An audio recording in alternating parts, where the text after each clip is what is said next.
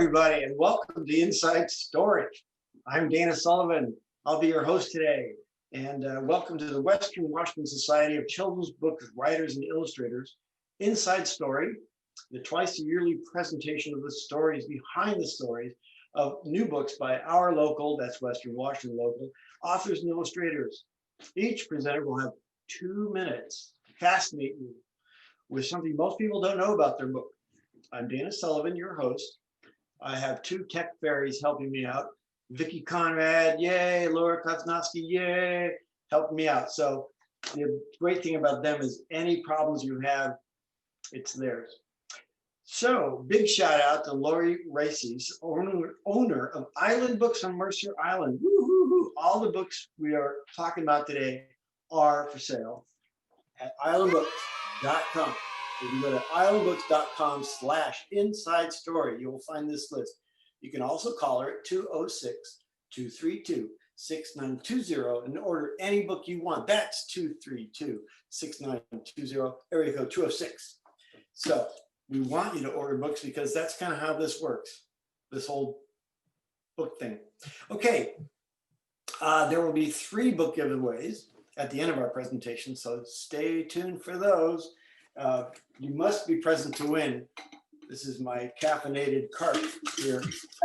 I am so grateful you're all here. I really am. It's so wonderful that in this time of COVID, that we can all still kind of get together as much as sick as we all are with Zoom and technology. It's pretty fascinating that we can still get together from all over the country, all over the world, maybe.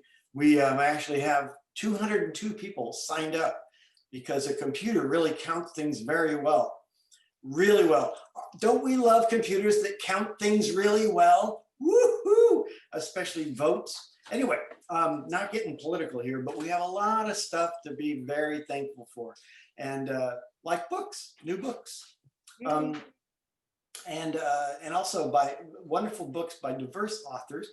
We've asked all of our panelists, our presenters, to give us a list of their favorite books this last year by diverse authors or with diverse subjects, and they are all on our website. In your chat box, I have my own website has a full rundown of everybody's books here, and at the bottom of it, it's got the list that they put together. So wonderful books. I recommend you all go to Island Books and buy them. And if you don't want to buy from her, buy from your local independent bookstore. Anywhere, but just not from that other place. Starts with a big A. Good. Inside Story started in 1998, before I think Nina was born, when authors Laura McGee Kosnowski and George Shannon created a forum where authors and illustrators could create their new titles with local booksellers, librarians, teachers, and other friends of children's books. It's been going strong ever since, and I'm incredibly proud to be part of it. So, without further ado, let's just get to it. We're going to start with, let's get to it. Yay! We're going to start with board books, and of which we have one, so it won't take long. Maureen McQuerry is an award-winning novelist, poet, and teacher. Her novels include The Peculiars, Beyond the Door, The Telling Stone, and Between Before and After. Big Ideas for Little Philosophers, a 4-book series featuring Socrates, Descartes, you know him, Aristotle, and de Beauvoir. Boy, I should have practiced that one. Will be followed by Big Ideas for Little Environmentalists in 2021. Maureen taught middle school through college for a very long time. She lives on Bainbridge Island with her husband, 4 chickens, and a hive full of bees. So let's hear about Big Ideas for Little Philosophers. Take it away, Maureen McQuerry. All right. Well, I do have some breaking news. The New York Times children's editor selected Big Ideas for Little Philosophers for their recommended gift guide for kids for 2020. And you can meet the philosophers individually right here in separate books, or you can meet them all together in a box set, which just came out in October. So I never planned to write board books.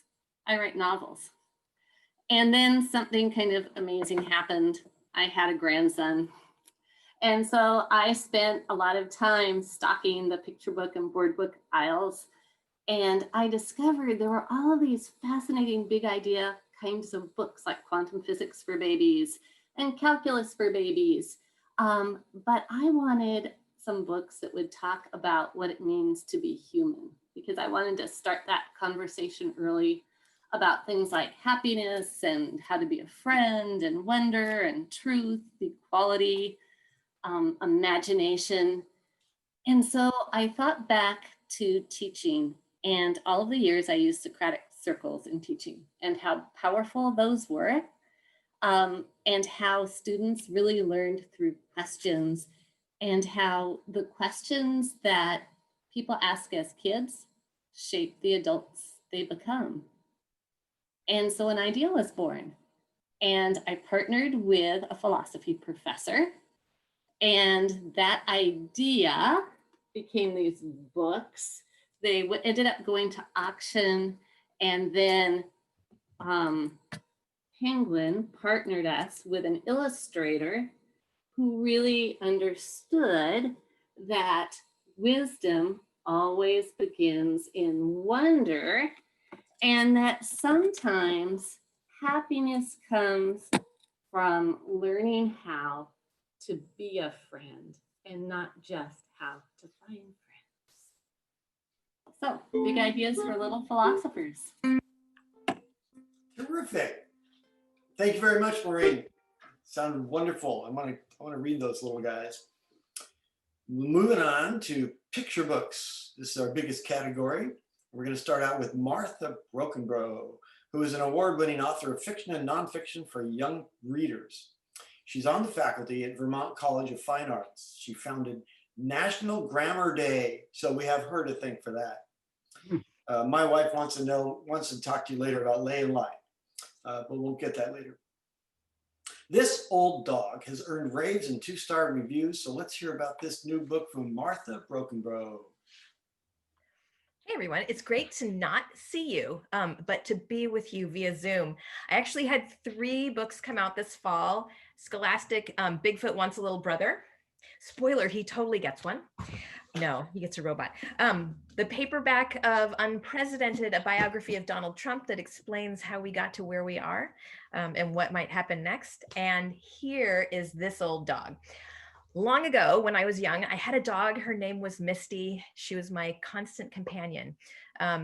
8 years after I got her, I had a baby, and the 2 of them bonded. And so this book is my love story to old dogs and little children. One of the cool things I think about the writing, and the reason that it took 20 years for me to figure out how to tell this story, is that I needed to find the language of the dog. Every word in this book is 1 syllable because I thought that's how dogs talk. Sit, stay, who's a good dog? So everything in here is 1 syllable except for 1 word, the word wonderful, which appears at the end. And so this book is really about the love of dogs and children. So if who's it for? If you love dogs, if you love kids, then that's for you. It's also about aging and how when we get older, we don't get feebler and more broken.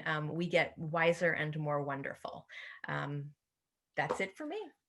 That's wonderful. I love old dogs. Anyway, I love dogs, period. So sounds like my kind of book.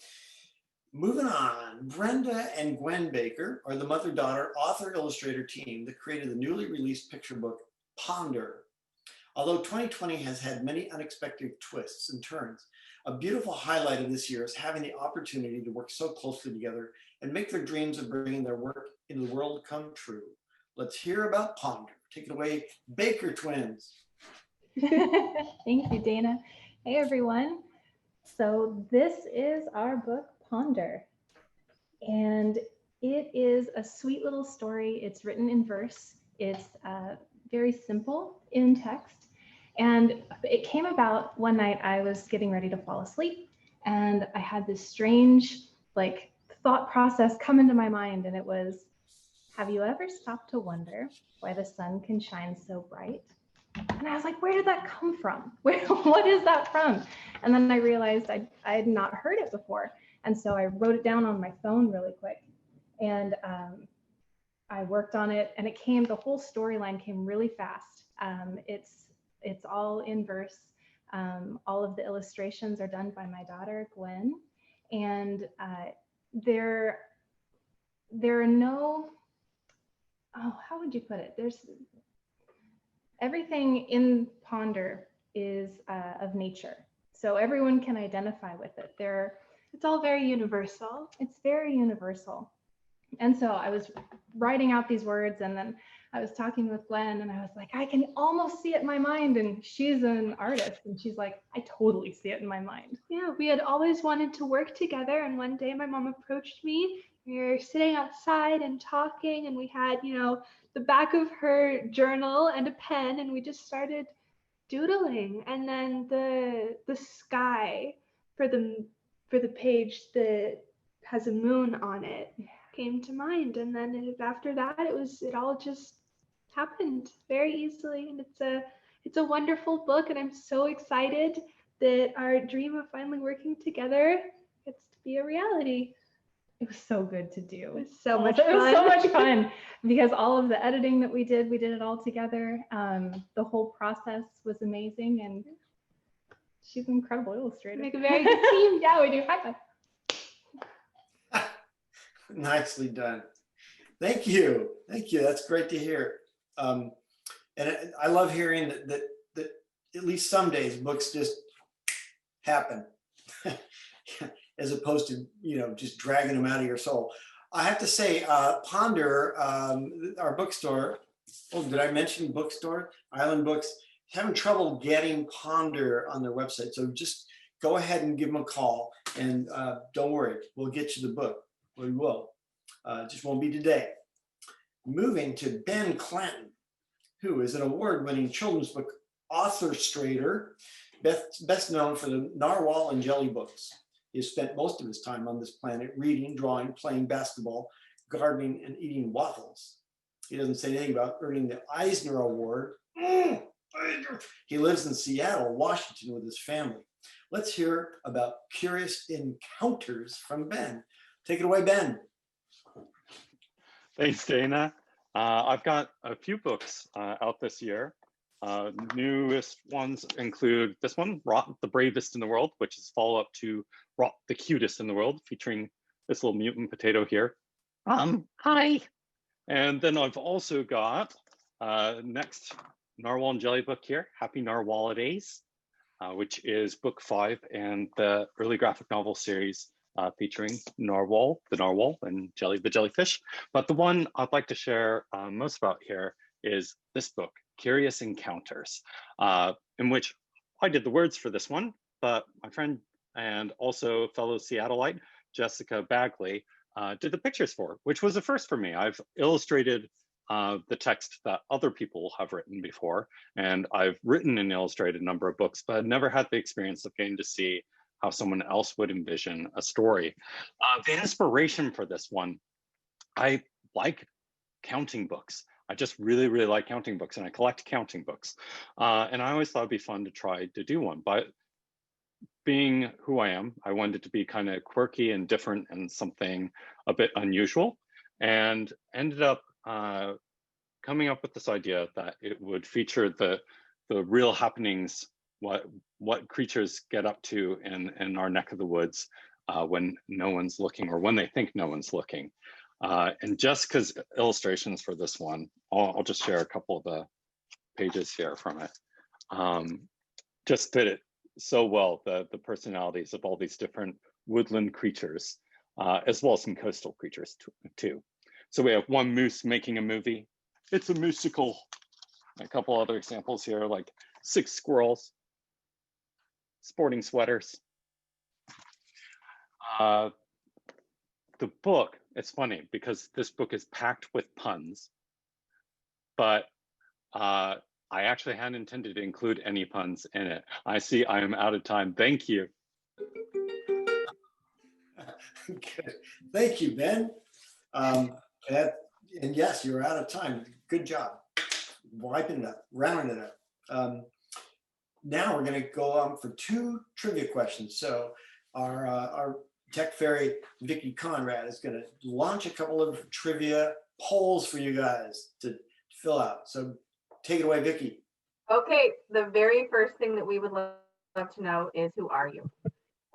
So I'm going to launch the poll. We would love to know if you are a bookseller, teacher, librarian, author, illustrator, a book blogger, or if you are a person who loves to read books. Please tell us.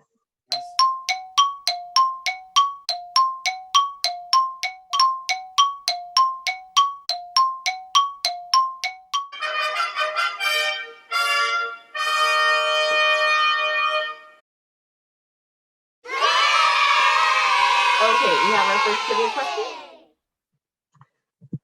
Which author illustrator got an agent and sold their first book when their best friend met an agent on a ferry in Italy? Take your best guess. Julie Paschkis, Kary Lee, or Nina Laden? Laden. Laden, I know it, Nina Laden.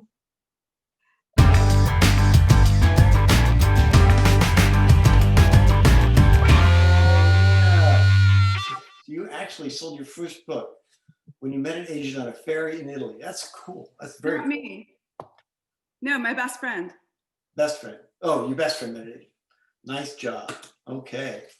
Well, let's get on to our next guest, which happens to be Nina Laden herself, who has been writing and illustrating children's books for over 26 years.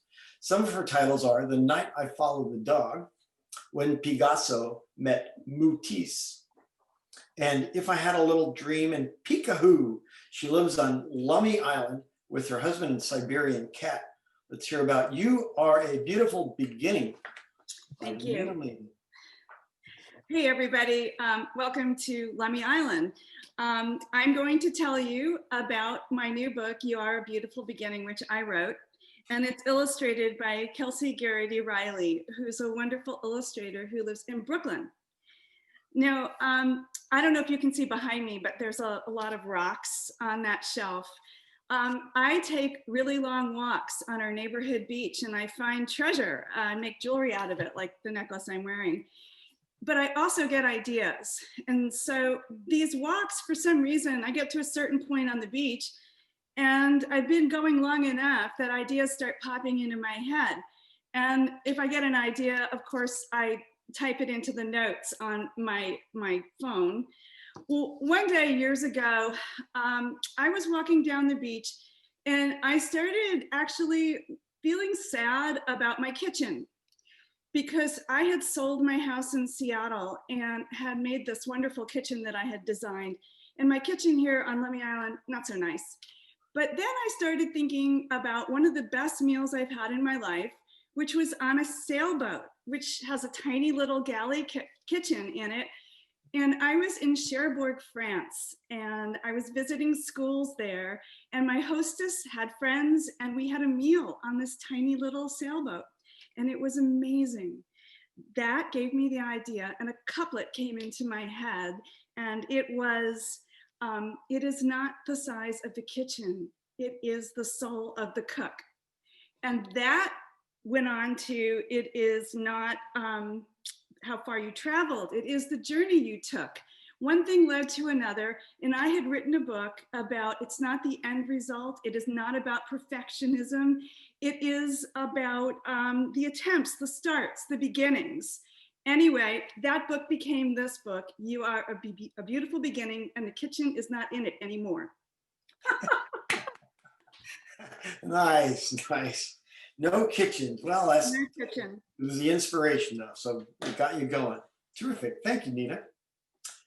Our next guest is Kary Lee, who is a graduate of the Edward R. Murrow School of Communications at Washington State University and an award-winning illustrator, including the Mom's Choice Award for Best Picture Book Adventure, a Gold Case Higher Education Magazine Award, and most recently, along with author Beth Bacon, who is also here today, the winner of a national ebook competition from Emory Global Health Institute for their new book, COVID-19 Helpers. An editorial designer at UW Medicine, University of Washington Medicine, as well as a picture book illustrator, COVID-19 Helpers is a accumulation of her two worlds. So here's Kary to tell you her inside story of COVID-19 Helpers. Take it away, Kary. Thanks, Dana. Yeah, I'm really excited to be here today to tell you about COVID-19 Helpers. This is a kid's book that helps to show what the virus is, how it spreads, and how to stay safe. But most importantly, the book talks about how it's really important that kids staying home are doing something. They're not doing nothing. It talks about how even though they're not going to school, they're not going to playgrounds, they aren't even getting to go to birthday parties, but that it's still a really important job that they're staying home. And the inside story about this book has to do with the fact that it was the brainchild of Dr. Jeffrey Copeland, who's the vice president of Emory Global Health Institute in Atlanta. And it's not because he was a doctor, it's because he's a grandpa. And he, even being a vice president of a global health institute, didn't know how to talk to his children or his grandchildren about the virus. So he and his colleagues decided to have this ebook contest and see if they could they wanted to provide a story on their website that was available for kids and adults and people everywhere who had some of the same problems with questions as he did. So Beth Bacon and I entered the contest and we actually won. There was 250 plus books submitted and we actually won the contest, which was super exciting. And we also have the privilege of having our story on the website and available for anybody who wants to view it. In addition to that, the book was picked up by Blair Press and it is now available in print for anybody who cares to get a copy in print. It's in both paper book and hardback and Spanish and English as well. So we're really excited to have been involved in this project and to provide the tool for kids and grandpas everywhere. Great. Thank you. And that ukulele, by the way, is being played by our own Laura McGee Kovsnovsky on her ukulele. Thank you, Kary. Brilliant story. I love the artwork on that too. Moving to Corinna Luyken, who is the award-winning author illustrator of the Book of Mistakes and the New York Times best-selling My Heart. She also illustrated Adrian Simcox Does Not Have a Horse, written by Marcy Campbell, and Nothing in Common, written by Kate Hoffler.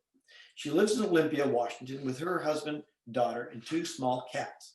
Let's hear about Nothing in Common with Corinna Luyken.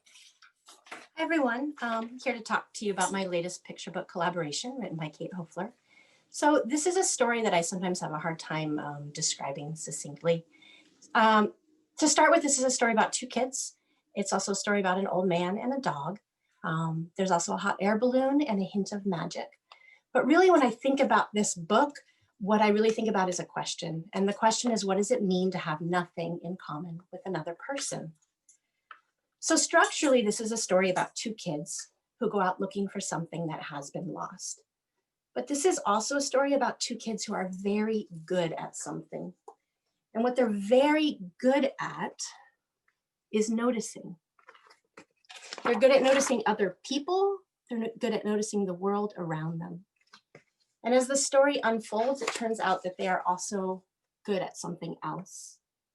And that something else is caring. They're good at caring about other people and caring about the world around them and caring about strangers. And so to me, this is a book about how sometimes a lasting connection with another person can sometimes sneak up on you, and it can happen quietly and slowly. And when it does happen, in many ways, it's not about you. It's not about what you like or what you don't like or what you do. I think sometimes we have this misperception that commonality is about liking the same things, about being interested in the same activities, and that this somehow gives us something in common with other people. But more often, I think that caring is the true common ground, and caring can connect us in surprising ways. So I think this is a timely book. It's in this country right now where we are deeply divided. I am struck by how this is a book about belief systems. And I'm thinking a lot about the future that our children are inheriting. And I wonder about how we are collectively, with everything we do and don't say, handing down a worldview to our kids. So my hope and Kate's hope is that this is a book that will be a doorway into the kinds of conversations that we as teachers and librarians and parents really need to be having with our kids if we want to have a more connected and common future. So thanks. Thank you, Corinna. And you're right, it's a wonderful book for our time right now, because we're gonna need to heal and get back together. I want to let you know too, I don't know if I've mentioned anything about Island Books, but it's in the chat bar. And any one of these books that you want to get signed, just there's a comment section on the webpage when you order, and you can have who you want the book made out to, and you can either have a book plate mailed to you, or you can drop by the bookstore to pick it up. So remember that. So you can get a signed book from one of these presenters, or from a lot of these presenters. That'd be even better. Okay. Gretchen Brandenburg McLellan is a former elementary reading specialist and author of Mrs. McBee Leaves Room 3, I'm Done, Button and Bundle, and No Party Poopers. I love that. Any book with the word poop in it. She writes chapter books and middle grade fiction as well. Gretchen grew up as a global nomad, daughter of an army officer. She once traveled from Holland to Afghanistan with a backpack full of books. Now she hopes little backpacks will be carrying her books on adventures of their own. Let's hear about No Party Poopers from Gretchen Brandenburg McLellan. Take it away, Gretchen. Okay, hi everybody. Often my grown-up concerns combine with my childhood experiences and feelings to create story. I got the idea for No Party Poopers about 4 years ago. I was pretty upset about all the ists and isms, the phobias and schisms that were spreading across our country. My muse wanted to put up her dukes and fight, but she is a wise and gentle muse and knows that sometimes tackling big ideas is better at a slant.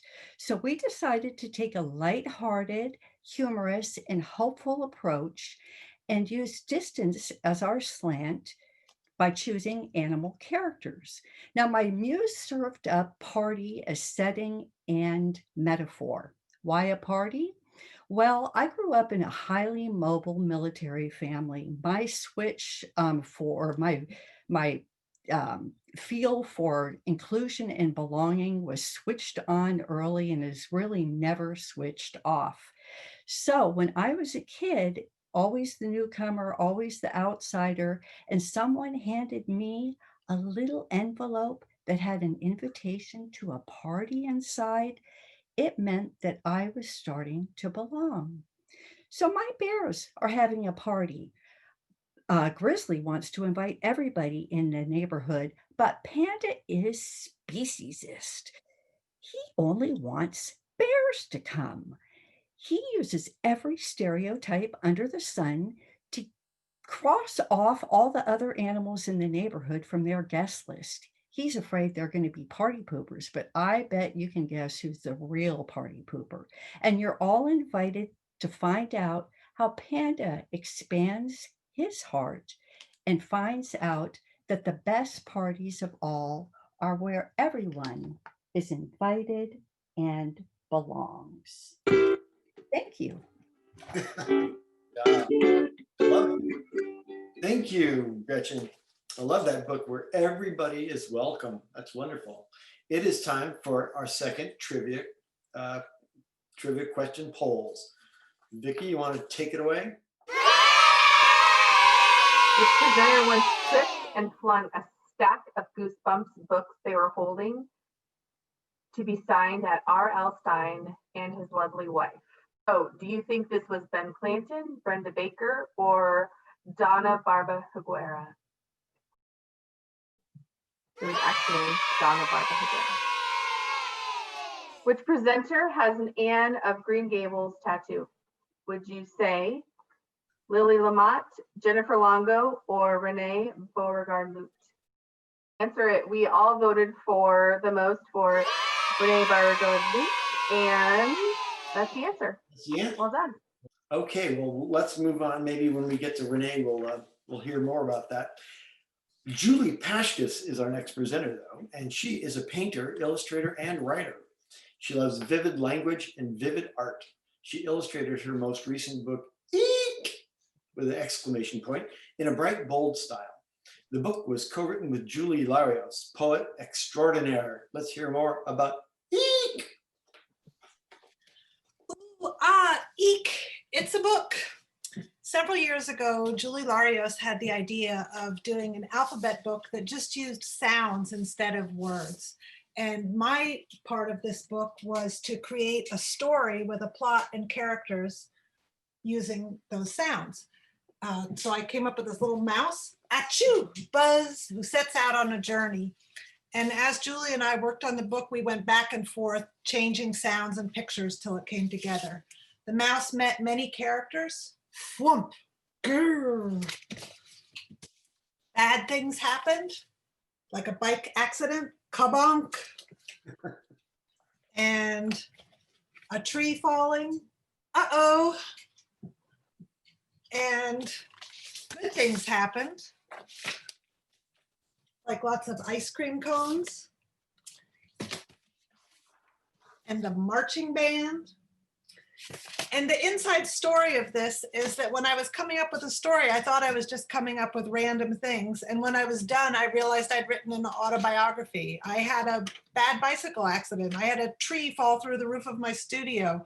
I've had lots of ice creams. I was on a picnic and a marching band came through. So it sort of, I think everything you do, you put yourself into it. And I hope you'll enjoy this book of sounds and words that Julie Larios and I wrote, and I hope you'll also try making your own story up using sounds. And that's the end. Hope it wasn't too zzz. Thank you. Thank you, Julie. Yeah, good job. I love all those sounds. Those are fun. I really want to hear that Z one at the very end.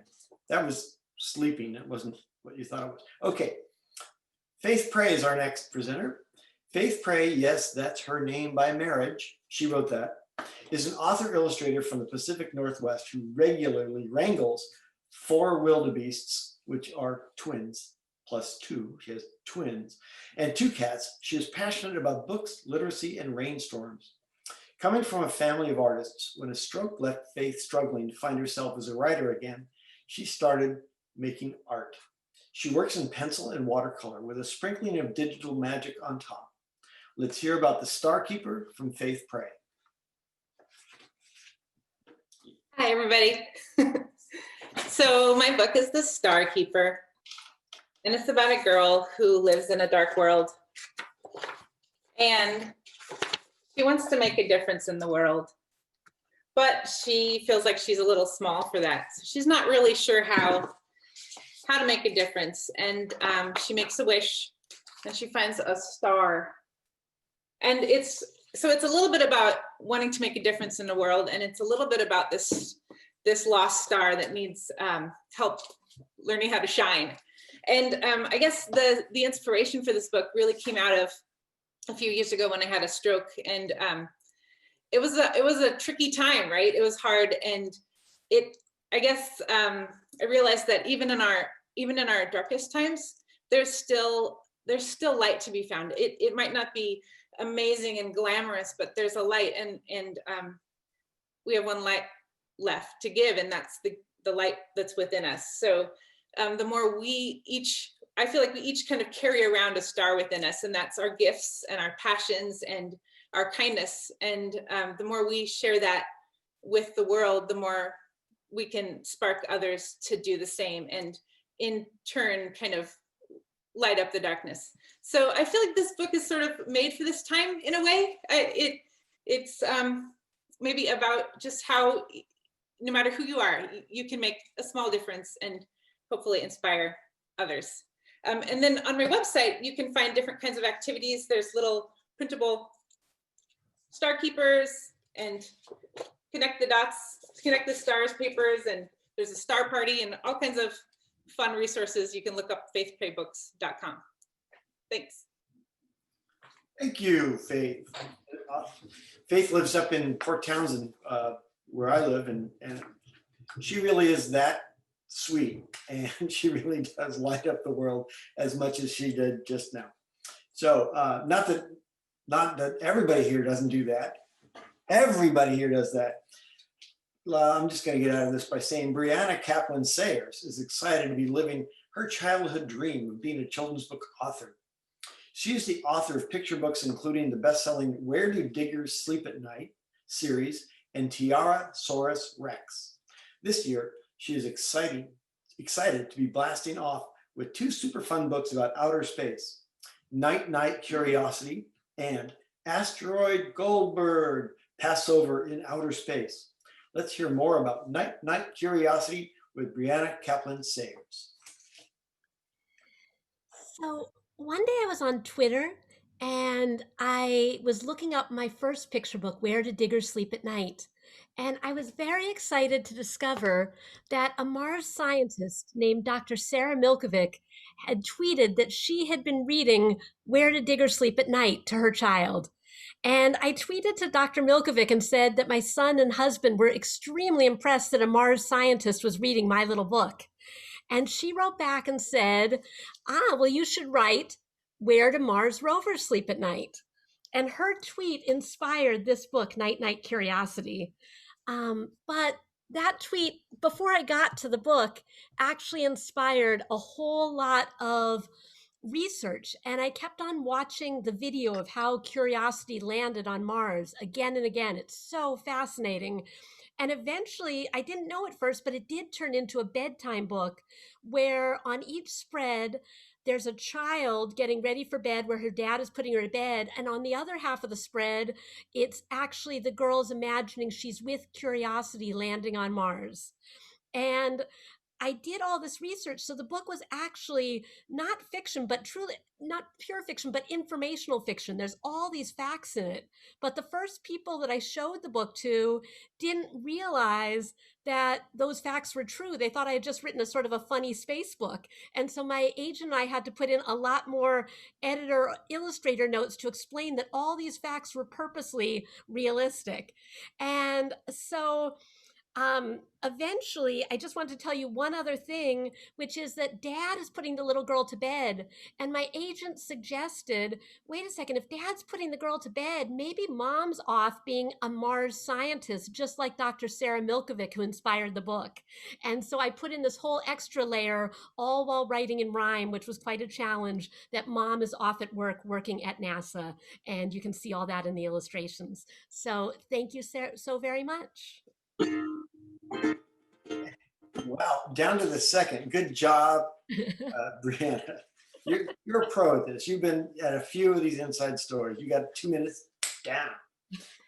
Okay, moving on. What a cool story about the rover. Anait Semirdzhyan is an award-winning illustrator who finds her peace of mind in creating art for children's books.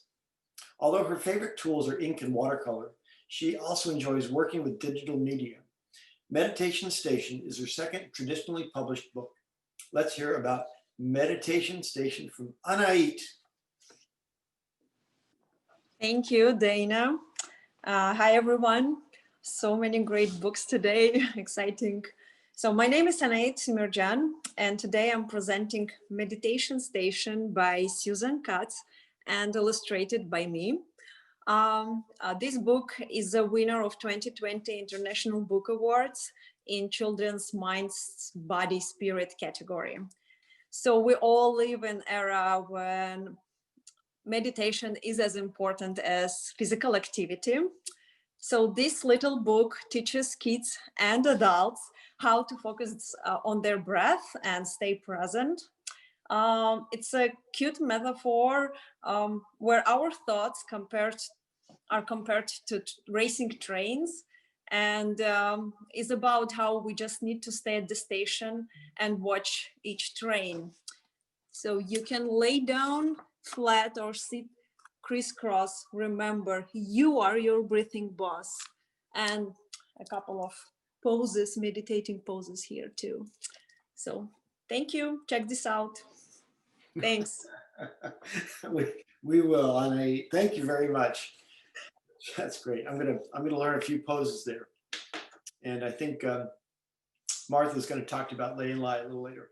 Okay, it's time to a couple more trivias. So, Vicki, let's hear it. Which author created a lending library with homemade cards and pockets as a child? Gretchen McLellan, Anait Semirdzhyan, Martha Brockenbrough. That's Gretchen McLellan. Okay, one more. Which presenter used to earn their living writing PLAYTEX tampon commercials?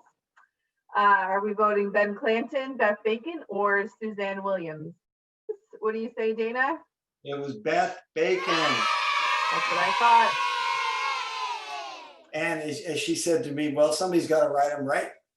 So speaking of Beth Bacon, she earned her MFA in writing for children and young adults from Vermont College of Fine Arts. She also has a degree in communication theory from NYU and a degree in literature from Harvard University. I've heard of that place.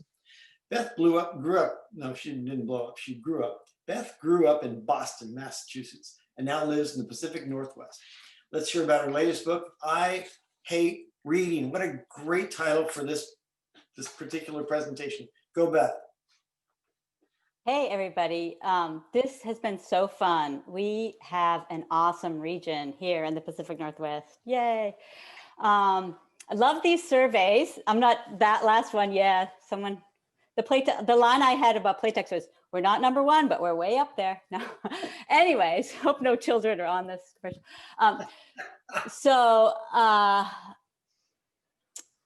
Another thing about the surveys that we had here is that we asked how many people here like to read, and that by far got the most number of votes. So my book is actually not for you. My book is for the people you love who don't like to read. I hate reading. How to read when you'd rather not. This book is actually really useful now when a lot of parents are struggling to also help their kids with their schoolwork. Teachers have always known they've been reluctant readers, and now parents are having the same struggle too. This book is really helpful for people who are in that situation. It's super graphical. There aren't a lot of words on every page. It's very easy to get through, and it's super funny. It's sort of, it reduces the struggle to read. And what I love about this is that a lot of families have said that once their kids get through this book, their next reaction is, you know what, maybe I can go ahead and pick up a book and start reading. Another thing I wanted to mention about it is that this book is actually in the chapter book category. It's a really simple book, but it is over 120 pages long. So it's really easy to get through for kids that already know how to read, but just don't want to. Okay, thank you, thank you. I love that it's a gateway book. It's something to sneak kids into reading without them knowing. I love that. Thank you very much, Beth. And I'm not going to touch that joke you made. Okay, Suzanne Williams is a former elementary school librarian and the author of over 80 books for children. Current ongoing series with co-author Joan Holub include Goddess Girls, Heroes in Training, Thunder Girls, and Little Goddess Girls. Suzanne lives in Renton, Washington. Let's hear about two of her latest in the Little Goddess Girls series. Suzanne, take it away. Thank you. So Little Goddess Girls is Joan Holub's and my 5th co-written series. After writing our Goddess Girls middle grade series for nearly 10 years, as well as 2 other middle grade series, we were really excited to write these shorter books for younger readers. A combination of Greek mythology and Oz books by Baum inspired a loose framework for this series. The 4th book, which is Artemis and the Awesome Animals, ends with the villainous, snaky-haired Medusa, who is our Wicked Witch stand-in and also appears in books 1 through 3, being turned to stone instead of melted with water. Ozma of Oz, which is the 3rd book in the Oz series, helped inspire book 5 as well as book 6, which will be out in January. In this book, Heracles, who is the greatest and strongest of the Greek heroes, becomes a stand-in for a mechanical man named TikTok in the Ozma book. And yes, that's the same name and spelling as the video app. In book 5, Athena, our Dorothy-like character, returns to the magical land of Mount Olympus, rescues Heracles, and then is rescued in turn by her 3 best friends, Aphrodite, Persephone, and Artemis, after being imprisoned in a palace run by an enchantress. In the Ozma book, this enchantress has a collection of different heads that she can don whenever she chooses, but in our story, she has faces that spin around to express different emotions. And our enchantress is the famed Circe of Greek myth. Once she turns some sailors into pigs, so in our book, we have her threaten to do that to her own palace guards. We know there will at least be a dozen books in the series because we have just been asked for 4 more and we've already turned in books 7 and 8. So that's Little Goddess Girls. Wow. Okay. Thank you. And I think you all heard that this is her 5th, not book, but series with Joan Holland. So, oh boy, that's a lot of books. A lot of books. A lot of books. Yeah, you stay busy. Moving on to middle grade. So the words are going to get bigger, folks. Renee Beauregard Lute is the author of the exceptional Maggie Chowder and the Winnaker Wallace series. She lives in a blue house outside of Seattle with her husband, 3 young children, 2 cats, and 1 cockapoo. Let's hear a bit more about the exceptional Maggie Chowder from Renee Beauregard Lute. Thank you so much for having me. This is fantastic. All right, so this book is about a lot of things. Maggie is 12 years old, and right at the beginning, she's like thrust into all these big life changes. Her dad loses his job, they have to sell their house and move to an apartment. But I'm going to talk to you about probably my favorite part about this book, which is the comics that are on every single chapter. So Maggie's obsessed with the exceptional e-girl comics, and in a very early draft of this, I was like, can I like write these comics? I've never written a comic before, but it turns out that yes, I can. And there's no like universal format for writing a comic script. And so I did like a lot of Googling and found some old Stan Lee comic scripts, and I took his format and I created the exceptional e-girl. She's sort of a forest ranger superhero. She was raised by eagles naturally. And Maggie wants to be just like her, but she does not always make choices that e-girl would make. This was so much fun. It was so much fun to get to write these comics. I love comics. I started reading on my dad's old like Calvin and Hobbes treasuries when I was 4. And after giving this to my publisher, these scripts, they selected an illustrator who was Luna Valentine, who's incredible. And slowly they would like send me these sketches that she was doing and eventually full panels. And it was the coolest thing in the whole world to see this like comic that just kind of came to life here. So yeah, this was a fun book to write. That's it for me. Great. Thank you, Renee. That was great. Stan Lee, huh? I've heard of him. Yeah, that's a not a bad guy to follow. Although Lily LaMotte, who's next, and that's 1 L in Lily, by the way. Lily LaMotte, who's next, might tell you that Dark Horse is the only way to go when you want a script. I have to say that the exceptional Maggie Chowder may not be, she's working on it, may not be on this website, but you can always phone and just order it. Trust me, you can order all these books. Somehow we'll get them. So speaking of Lily LaMotte with 1 L, actually 2, because there's 1 in LaMotte. Lily LaMotte is the debut author of the graphic novel Measuring Up. When she isn't writing picture books and middle grade graphic novels, she's cooking up new recipes.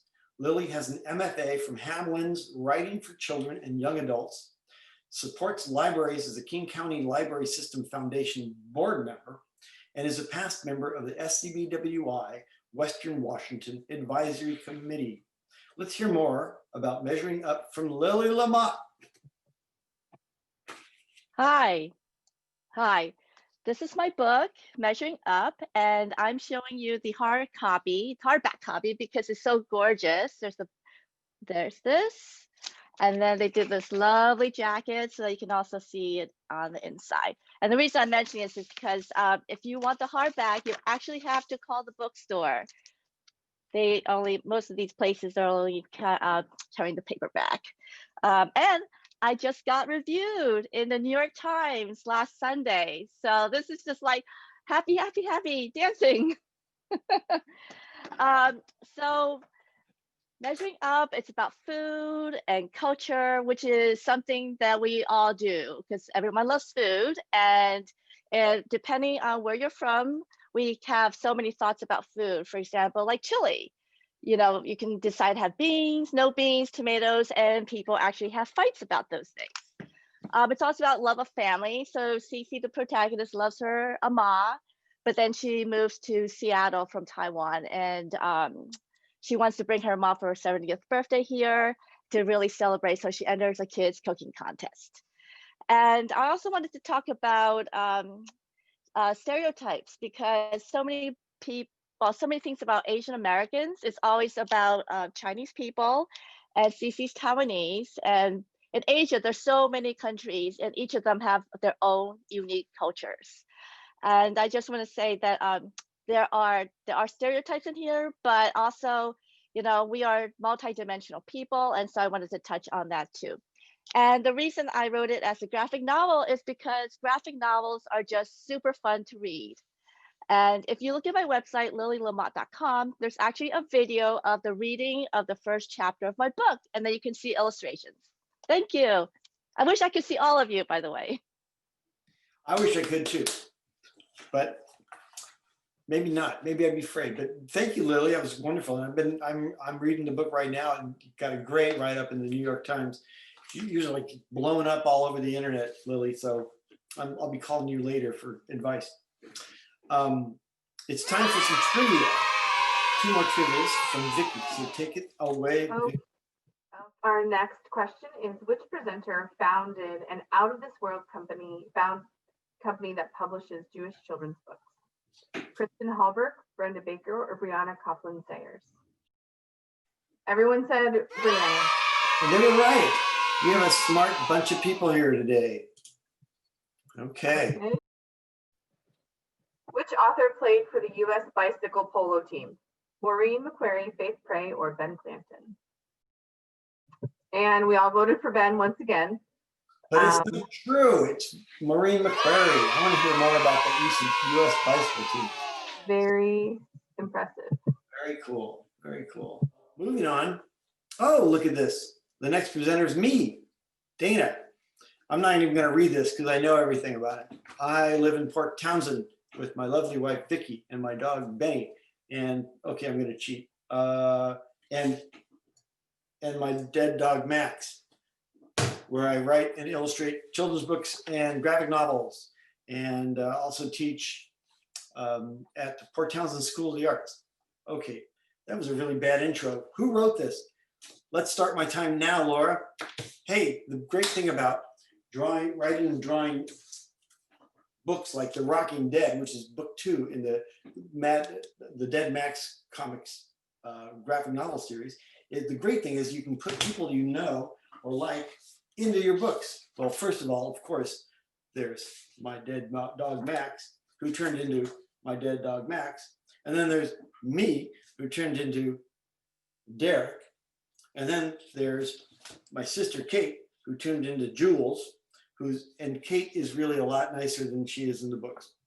Really, Kate? And then my friend and neighbor, Marlene, who actually works at the Port Townsend Humane Society, and that's why I have my dog Benny. Yay, Marlene! And you might recognize this one. Dave Pilkey makes a cameo in my book, and he gets to meet Derek at Comic-Con, and they write each other's characters on each forehead, which is Possum. And then my very good friend and amazing author, Kelly Milner Halls, made a cameo too with her ex-iguana, Gigantor. He was a real sweetie. And yes, I know I owe you a picture of Gigantor. I've promised it, and I'm going to get it to you, really. And last but not least, my sweet Vicky made it in the book as Vicky Sticks, the drummer. Now, Vicky does not shave half her head, and she doesn't play drums, but she does smell good, and she's pretty buff. I got to tell you that. The other thing is you can put in causes that you like. And in this case, I put in for the ASPCA, which is blurry, but I want kids to know that they can adopt pets. And because we all need pets because they love you unconditionally. And I think we all need a lot of that right now. And especially when you're in middle school or older or an adult. So yeah, let's all get dogs and cats. Oh, and the greatest thing about being an author illustrator is when a friend of yours makes little plushies for you. And my friend Leanne Hatch, who's also an author illustrator, made these for me. Are they great? I love that. We play all day. Anyway, that's me, Dana Sullivan. Okay. Yay. You can get a shirt too. Yay. Let's move on. Donna Barba Higuera grew up in a tiny desert town in Central California, surrounded by agriculture and oil fields, and a restricted pioneer cemetery behind her house, where she first wove imagined tales under crumbling headstones for inspiration. Donna lives in Issaquah with her husband, Mark, also a writer, 4 kids, 3 dogs, and a frog. In the publishing pipeline for Donna are the picture book El Cucuy is Scared Too, and the middle grade novel The Last Cuentista. But her book Lupe Wong Won't Dance is out now, so let's hear about that. Donna, let's hear it. Hi, I'm Donna Higuera, and this is my debut novel, Lupe Wong Won't Dance, coming out, or it came out 2 weeks ago or 3 weeks ago. I'm losing track of time, with Lavigne Querido. The illustrator for the novel is Mason London. And just a little bit about how I got the idea for Lupe. I normally go with things more fantastical or sci-fi. And I had written something dark and I was kind of looking for a break or something lighter to write, and nothing was coming to me. And then one night at the dinner table with my 2 daughters, my younger daughter came home from middle school and she was a little upset that she was going to have to square dance in PE. She wasn't going to get to square dance with her friend Gracie. She had to dance with a boy. And on top of that, she was going to have to hold hands with a boy for the first time. And it all just seemed so unfair and unjust to her. So she got no support from her older sister, but it got me thinking about that and how I felt at that age. And this character kind of popped up at the dinner table, and she was a combination of myself and my daughters. And she kind of said and did all the things that I think we wished we would have. So that night I went upstairs and wrote the first line of my novel, which is, out of Lupe's voice just kind of popped up. My gym shorts burrow into my butt crack like a frightened groundhog. And I just felt this, she was rambunctious and funny, and she had a story to tell. So anyhow, it just went from there, and I ended up writing this, which is such a fun novel that I wasn't expecting to write. There's a teaching guide for teachers and librarians on my website. It's dbhiguera, HIGUERA.com, and you can find the teaching guide there. Thank you. And you can look at all the books at Lavigne Querido. I have 4 seconds, LEVINE QUERIDO. You can find Martha in my books and some amazing other books for their launch. Right on.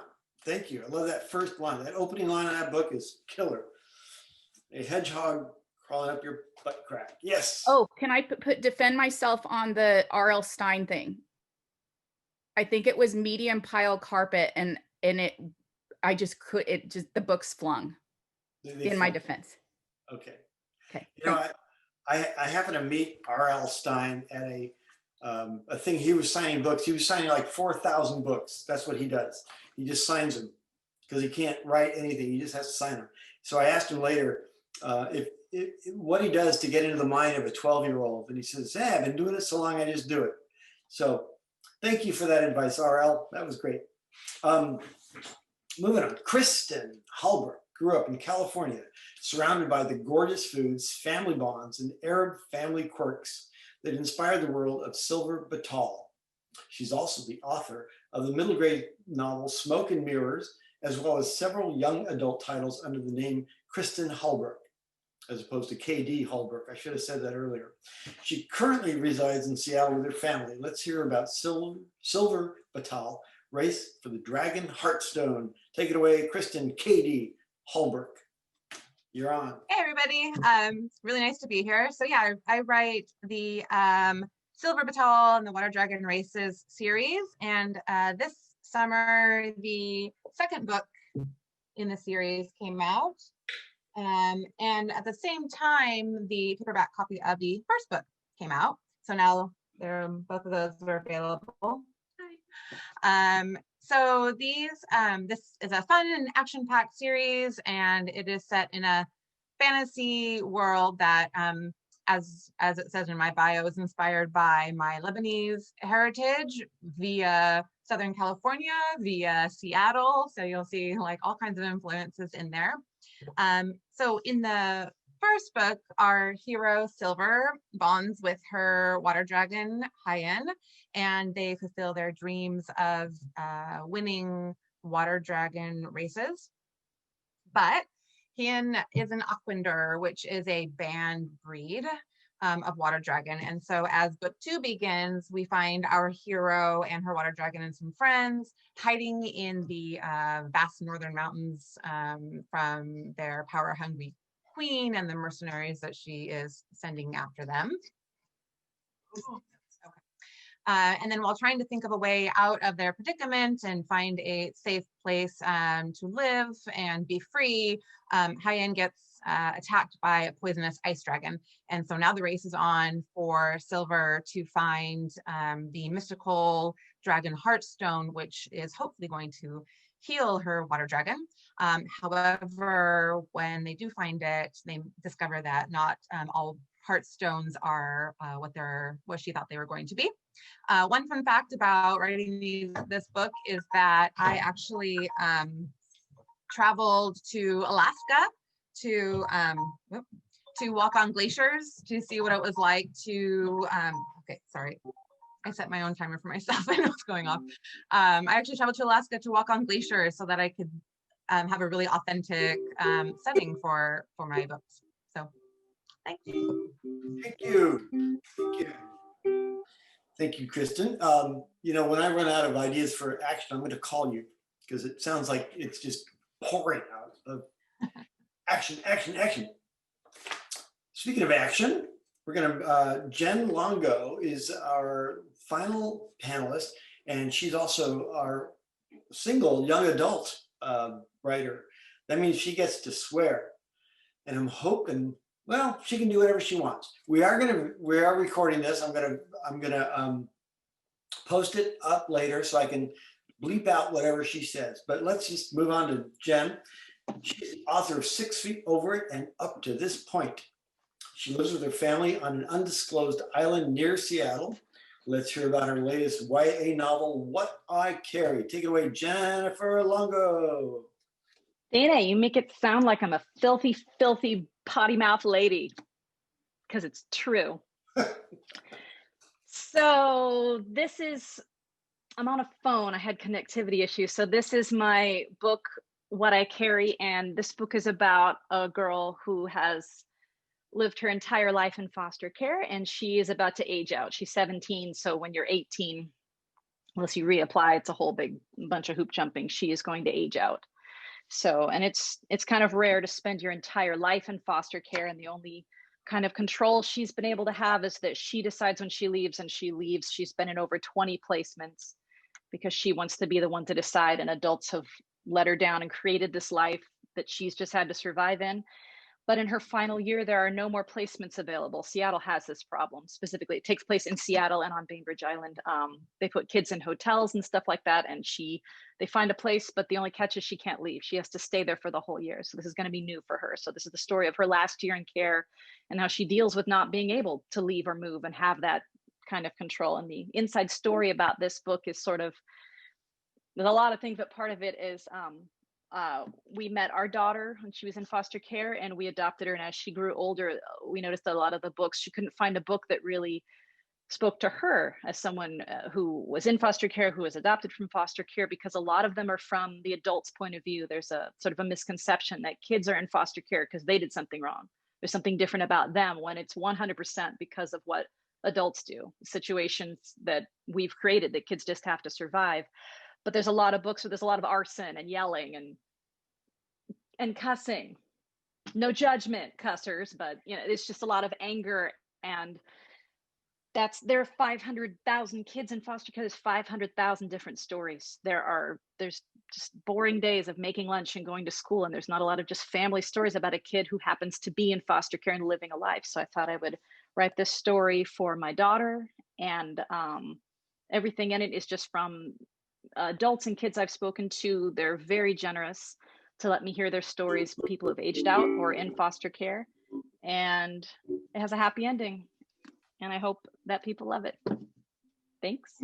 Thank you, Dana. This was so fun. Thank you, Jen. That was fun too. And what a great story to tell. Appreciate it.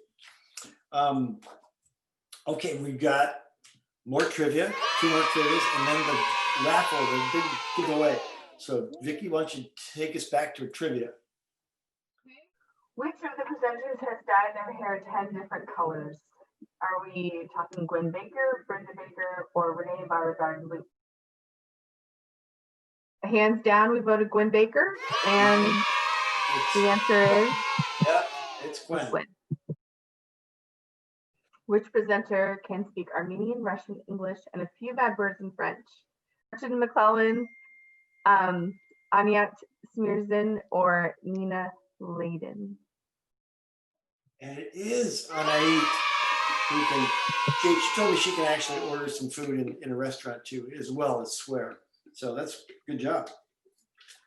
All right, it's time for my fish bowl, my caffeinated fish bowl for the book giveaways. And how this works is I'm going to read your name, and I'm hoping you can put in the chat box that I'm here.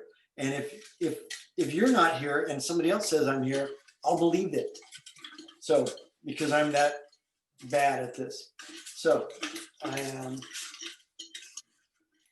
carefully, scientifically grabbing a name, taken out. Oh, and what's going to happen? I'm going to read your name. If you're here, you're right here. And then I'm going to give your name to the to Island Books Bookstore.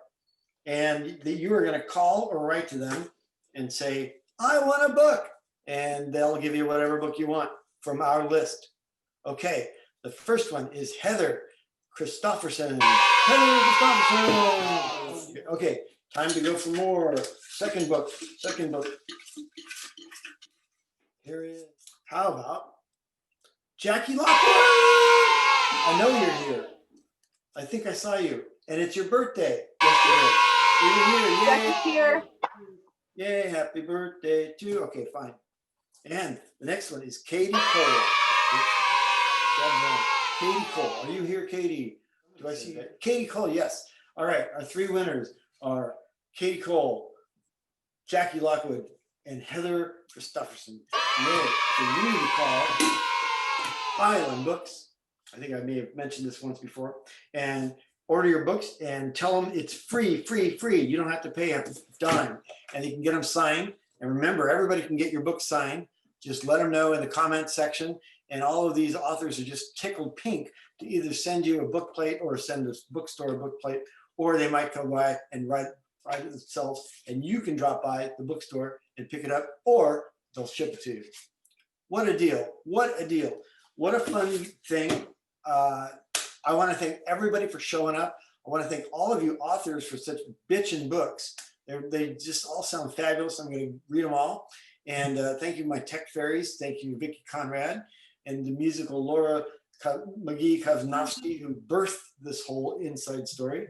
And now Derek and I are going to sign off and say thank you very much. I'll be posting the link to this webinar a little later, not today, but in a couple days, and you can view it again on YouTube, all cleaned up. Thank you. Hey.